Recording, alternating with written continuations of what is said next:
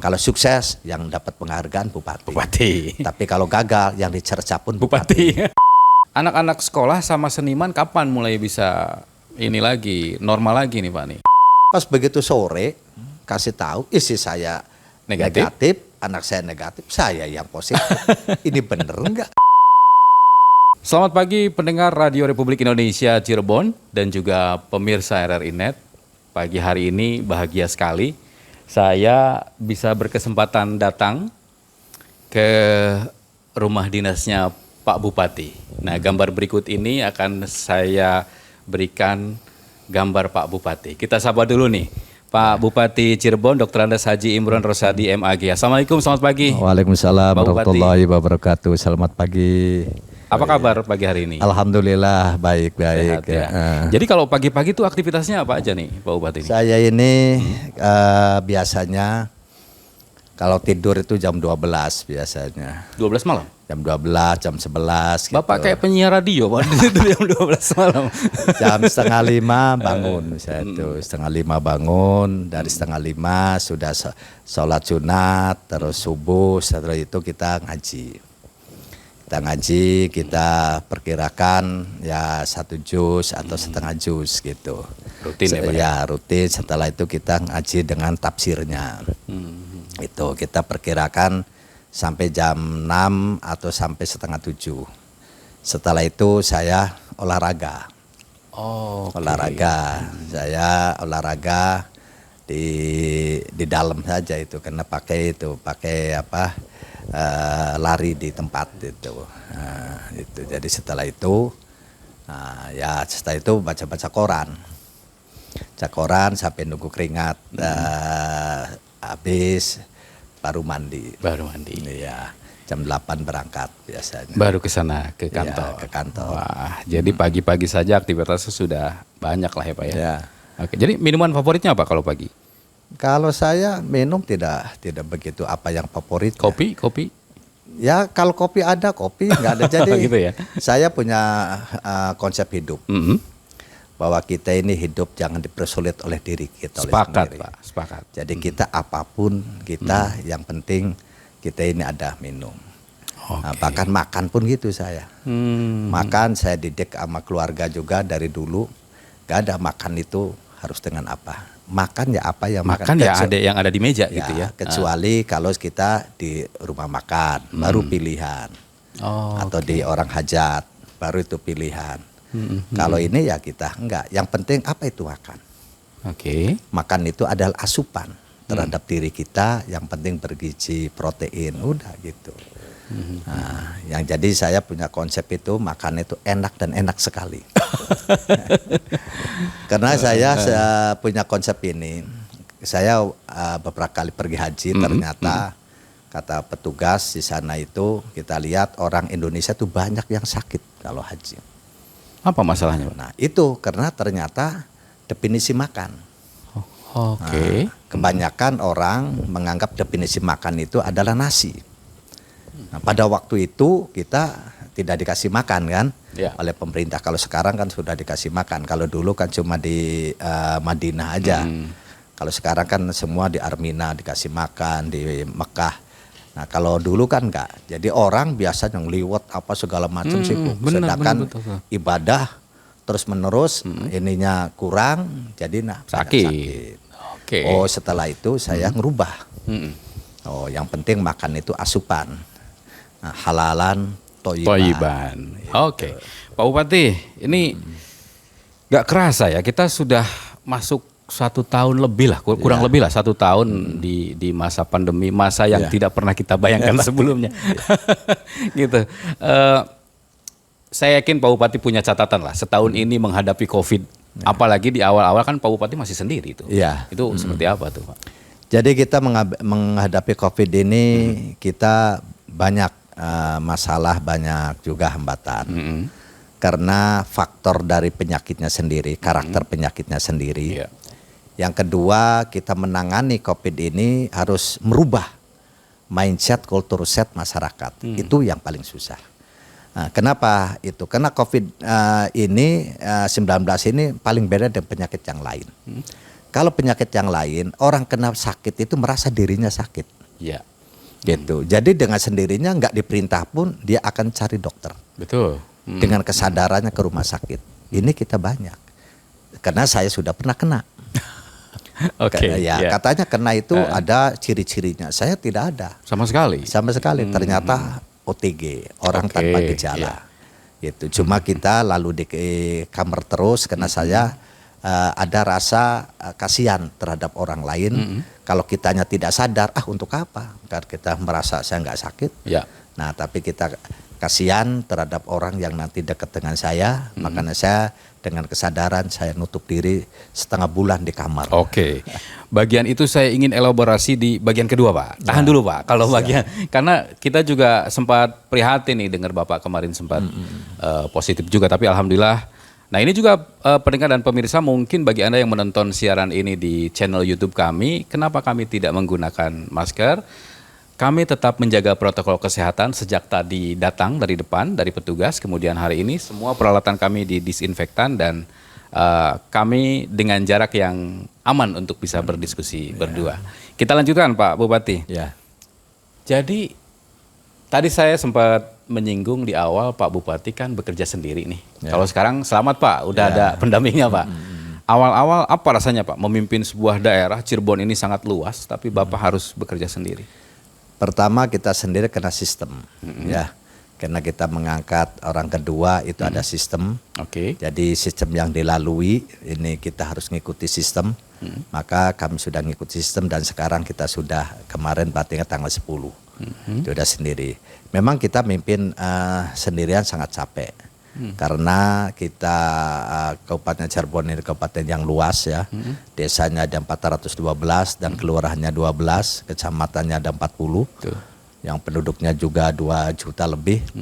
Artinya bahwa kerjaan ini tidak ringan. Ya. Tapi apapun itulah kita harus dihadapi. Tapi sebenarnya dalam memanage suatu pemerintahan, kalau kita satu kesatuan itu bekerja semua, padahal tidak begitu. Tidak ada masalah. Tidak ada masalah. Tidak berat lah. Ya, kenapa?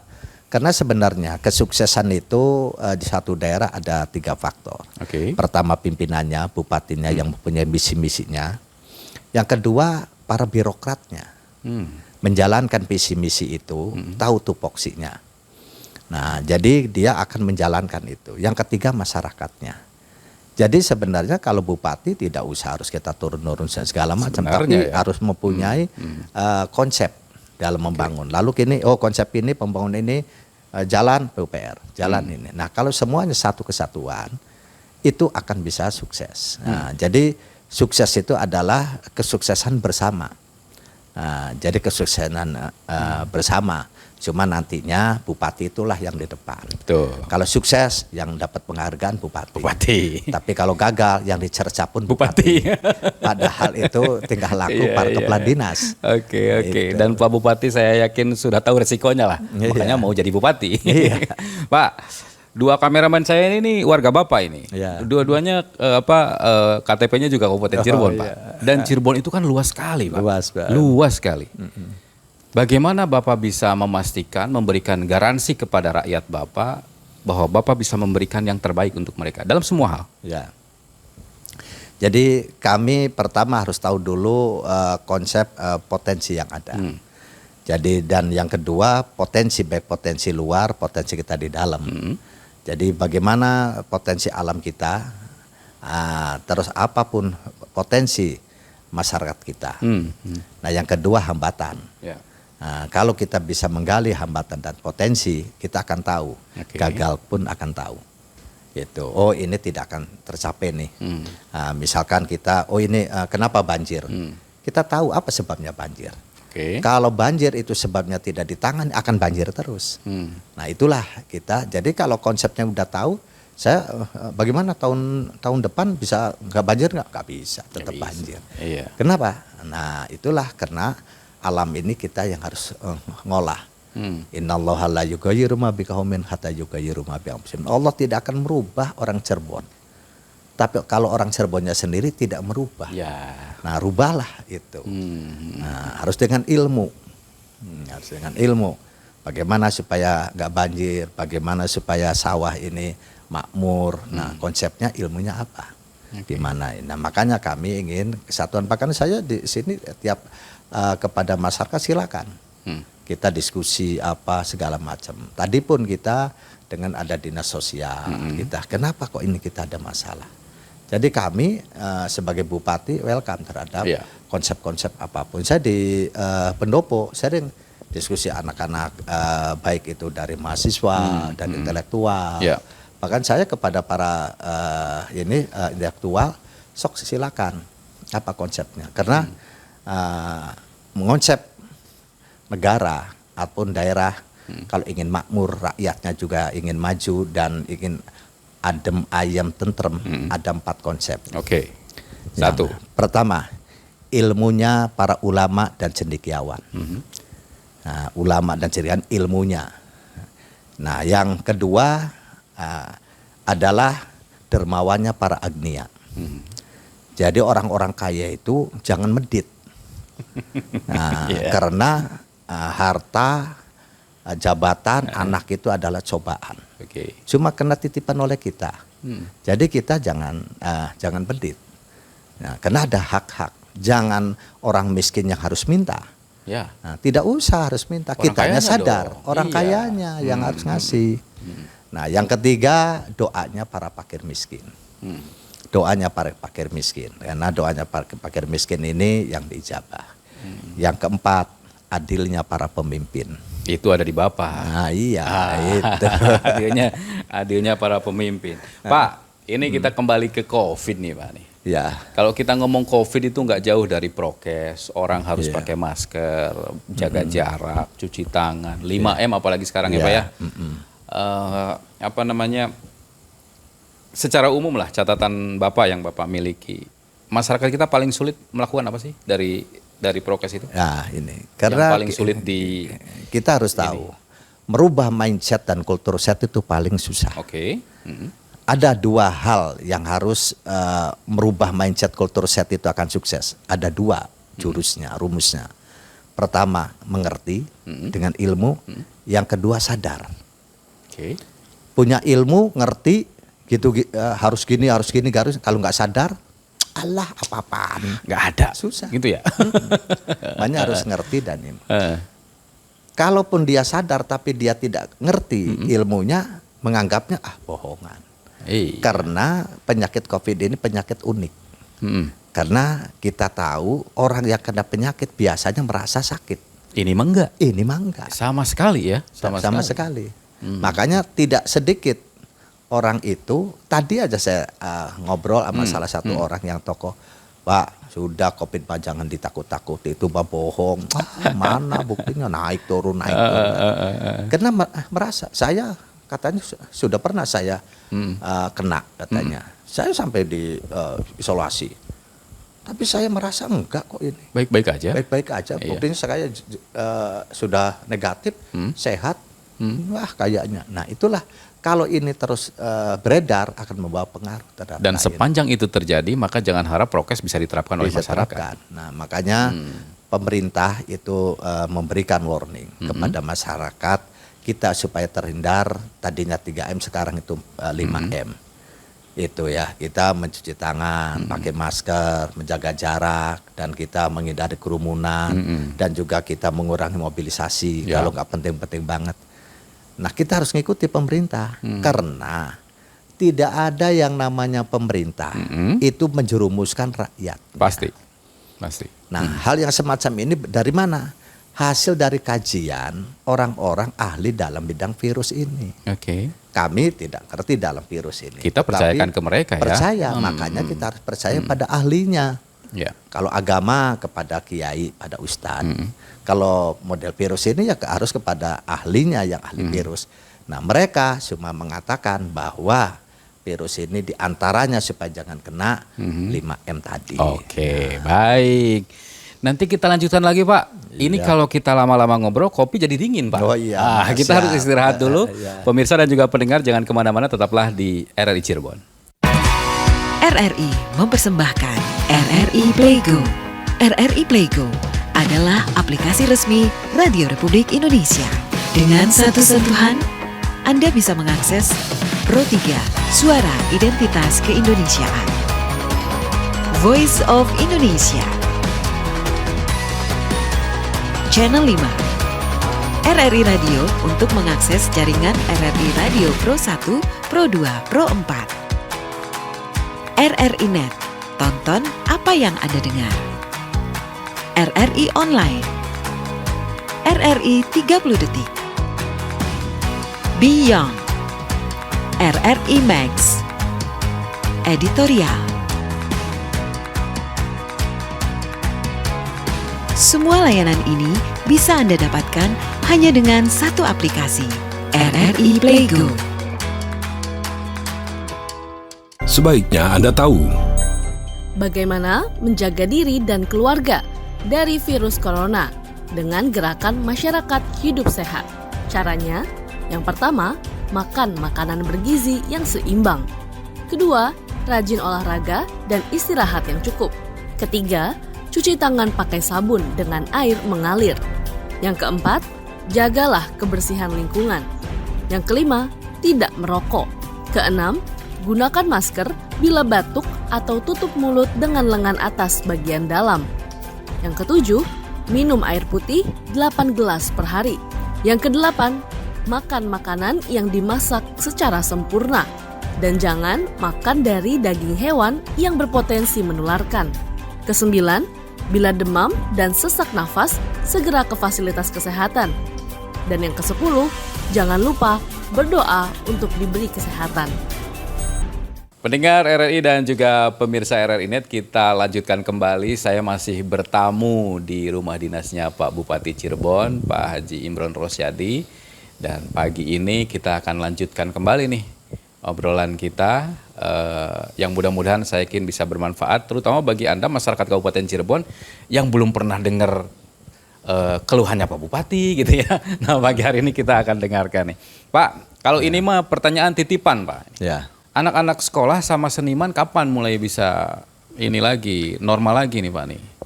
Ya, jadi saya pun keinginan cepat ya, tetapi kan kita ada aturan negara. Ya. Sekarang pun baru saja diperpanjang PPKM yang ketiga. Ya. Nah, kita harus ngikuti karena kata gubernur kita diperpanjang lagi.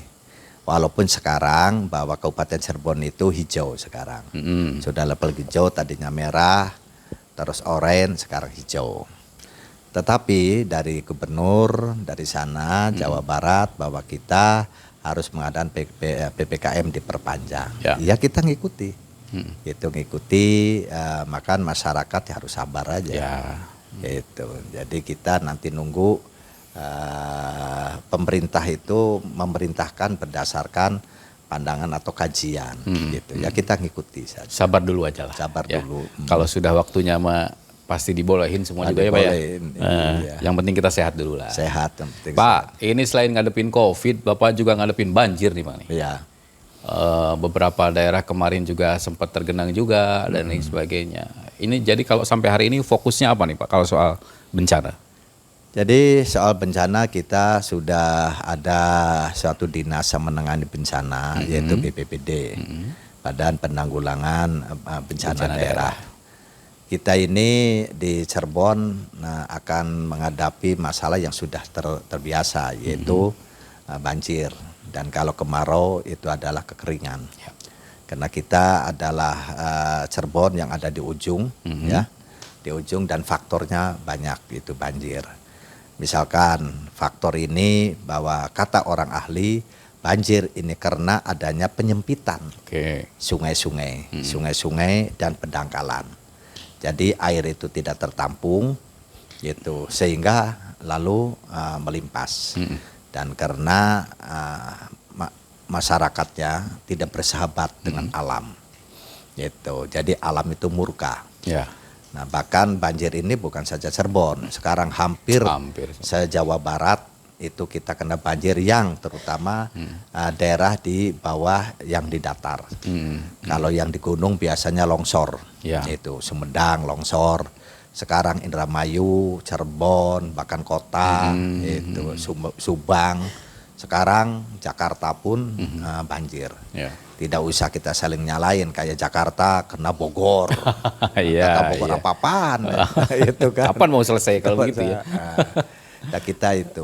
Nah, kita pun sudah pernah, karena sungai-sungai ini adalah wewenangnya rekan kita di BBWS. Kami pun sudah di BBWS, tapi karena itu pun kena rakyat kita juga. Ya, ya. Karena rakyat tidak disiplin, membuang sampah. Bahkan sungai ini sebagai pembuangan akhir sampah. Baik bekas berangkal, bahkan kasur, segala macam. Terus juga masyarakat ada yang membuat bangunan-bangunan di sandaran sungai. Yang seharusnya tidak boleh. Yang tidak Berarti boleh. kembali ke mindset kan Pak ya? Ya itu. Yang harus ya dirubah. banyak faktor itulah. Oke. Nah, tapi kan kita juga punya Destana ya Pak ya, masyarakat-masyarakat yang tangguh terhadap bencana. Dari 4 penjuru Kabupaten Cirebon. Bapak menilainya mereka sudah sadar betul nggak bahwa kita berada di daerah yang memang rawan bencana? Nah itulah fungsinya pemerintah harus memberitahu. Nah kesadaran itu orang yang meresapi. Oke. Nah, meresapi apa yang ada di alam itulah akan menjadi pengetahuan dia. Jadi sebenarnya ada beberapa menghadapi musibah itu ada beberapa faktor. Yang pertama bahwa kita menghadapi musibah masyarakatnya itu sebagai introspeksi diri. Ya. Kenapa kita ini sampai ada musibah banjir? Gitu. Nah, setelah itu kita harus menghindari sebab-sebabnya. Nah, yang kedua harus ada rasa optimis. Kita keluar dari musibah. Itulah. Karena musibah ini kan juga cobaan. Iya. Nah, yang ketiga, dengan adanya musibah ini sarana untuk ibadah. Mendekatkan diri. Nah, ya. jadi orang yang kena bencana itu juga harus takarub kepada Allah. Dan orang yang tidak bencana itu pun sarana ibadah. Ya. Membantu hartanya, tenaganya, pikirannya. Ada yang kurang makan dikasih makan. Nah itulah sarana kita. Jangan cuma sekedar ada orang lihat bencana bahkan tertawa-tertawa nyumbang beli, bahkan yang ada nyalain yang lain-lain. Recokin malah. Oke, Pak, kalau ini kayaknya agak panjang nih pasti nih jawabannya nih. Bapak kan pernah kena COVID nih. Ya. Pernah. Itu ceritanya gimana Pak? Kok bisa kena waktu itu? Jadi kena COVID ini inilah kadang-kadang kita harus kehati-hatian dan jangan takabur itu. Karena saya itu sudah di swab itu sudah 5 kali. 5 kali negatif? 5 kali negatif terus. Nah, pada waktu itu ada istri saya ada sakit pinggang gitu. Setelah itu kita manggillah dokter dari rumah sakit. Ternyata dokter, Pak sekalian aja tuh swab. Kan Bapak udah 1 bulan lebih nih. Oh siap kata saya. Karena merasa sehat sih ya. Rasa sehat. Iya. Nah terus kita pun beberapa kali negatif. Santai aja gitu. Pas begitu sore kasih tahu istri saya negatif, anak saya negatif, saya yang positif. Ini bener enggak kata saya? Iya, Katanya orang yang kena itu ada ciri-cirinya. Nah, pengambung penciuman. Normal-normal aja? Iya kita normal. Rasa adanya kurang rasa. Saya makan ada rasa, minum kopi kita rasa. Wah ini bener enggak kata saya? Masih nggak yakin? Masih nggak yakin. Okay. Manggil lagi saya dari rumah sakit Walet. Apa bener enggak? Barangkali yang itu mesinnya salah. rusak. Iya. Masih berharap negatif dong? Iya pas gitu ini positif lagi. Aduh. Kalau gitu barulah kita sadar. Lalu pun kita ya udah kalau gitu karena kata orang ahli kita harus isolasi. Saya waktu itu isolasi di mana Pak? Di kamar aja Pak. Oke. Karena tanpa gejala kan? Iya tanpa gejala. Saya pun kalau ngikutin nafsu, saya enggak udah aja jalan-jalan terus. Tapi kan kasihan orang lain akan bisa kena. Makanya setiap ada musibah ngambil hikmah. Tuh. Saya alhamdulillah dengan adanya hikmah ini kita jadinya ngaji aja terus. Banyak istirahat juga dong Pak. Iya. Bahkan sampai 2 kali khataman gitu kan. Alhamdulillah. Ya itu maka setiap ada musibah ngambil hikmah. Oh iya, saya waktu jadi bupati sekarang kan susah untuk istirahat.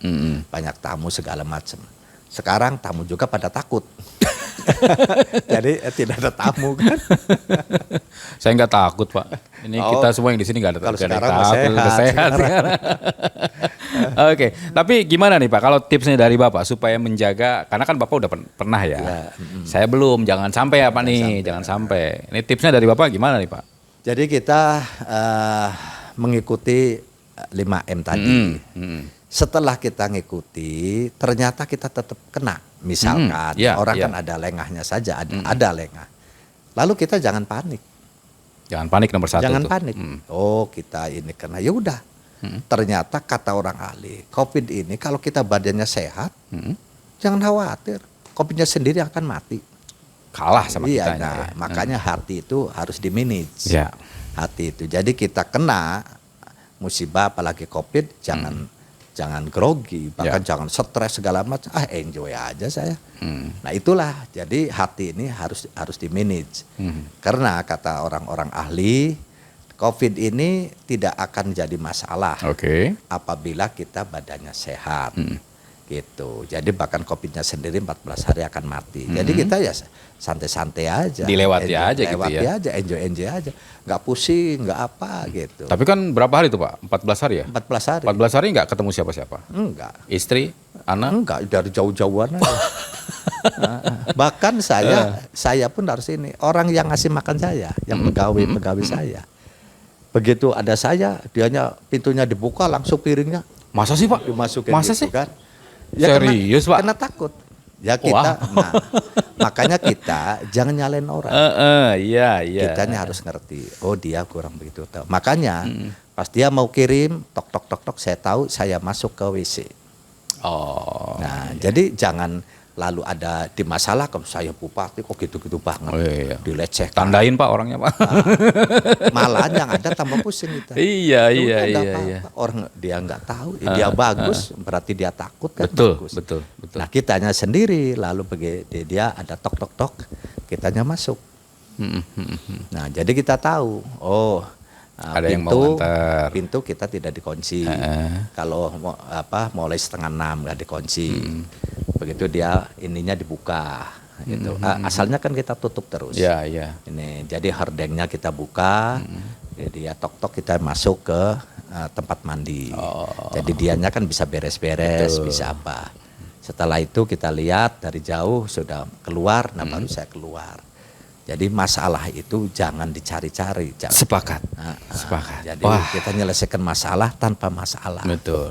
Pak, saya masih ingin ngobrol panjang sama Bapak. Tapi supaya episodenya banyak Pak, nanti kita lanjutkan lagi Pak. Kita harus segera mengakhiri, tapi ada kamera Pak sebelah sini. Saya tidak akan ganggu Bapak. Bapak mohon lihat ke kamera ini. Saya ingin Bapak memberikan himbauan lah. Masyarakat jangan lelah untuk mematuhi prokes. Kemudian satu Pak, vaksinasi Pak. Supaya mereka percaya bahwa ini adalah salah satu cara pemerintah untuk melindungi rakyatnya. Silakan Pak. Ya, Assalamualaikum warahmatullahi wabarakatuh. Saya Imron, Bupati Cirebon, mengajak kepada seluruh masyarakat Kabupaten Cirebon kita mengikuti aturan dan anjuran dari pemerintah untuk kita terhindar dari COVID-19, maka kita harus melaksanakan 5M. Yang pertama kita memakai masker, yang kedua kita mencuci tangan dengan sabun dengan air yang mengalir, kita yang ketiga ya, kita menjaga jarak, yang keempat kita menghindari kerumunan. Dan yang kelima kita mengurangi mobilisasi kalau kita nggak penting-penting banget. Dan kita tunggu pemerintah sekarang akan mengadakan vaksinasi terhadap masyarakat. Vaksinasi ini gratis dan vaksinasi ini menurut fatwa ulama yaitu aman dan halal. Jadi masyarakat mengikuti untuk ketahanan tubuh kita dan untuk menghindari daripada COVID-19. Dan insya Allah kita mengikuti langkah-langkah yang tadi saya kemukakan, insya Allah Kabupaten Cirebon terhindar dari COVID-19. Terima kasih. Assalamualaikum warahmatullahi wabarakatuh. Terima kasih Pak Bupati. himbauannya akan kami putar terus-menerus Pak, supaya masyarakat kita makin paham bahwa ini adalah untuk kebaikan kita semuanya. Kami doakan juga Pak Bupati sehat terus Pak, Ya, insyaallah. supaya bisa memimpin Kabupaten Cirebon ini jauh lebih bagus. Amin. Dan mudah-mudahan Bapak nggak kapok nih nerima kami nih. Ya, justru Atau saya episode senang. berikutnya saya ingin Bapak yang ke studio Pak, bagusnya Pak. Bapak yang ke studio Pak. Bisa diatur. Dulu pertama saya udah pernah Oh itu ya. waktu awal. Nantilah ke studio lagi Pak, kalau Iya, sudah ini ya siap. Pak ya. Bapak terima kasih sekali lagi Ya, Pak. sama-sama. Kami undur diri dan juga pendengar serta pemirsa terima kasih sudah menyimak tayangan ini. Saya yakin banyak manfaat yang bisa kita ambil dari pengalaman beliau, terutama juga memimpin Cirebon dalam kondisi COVID seperti ini. Sampai jumpa di episode berikutnya. Saya M. Subhan undur diri. Assalamualaikum warahmatullahi wabarakatuh. Assalamualaikum warahmatullahi wabarakatuh.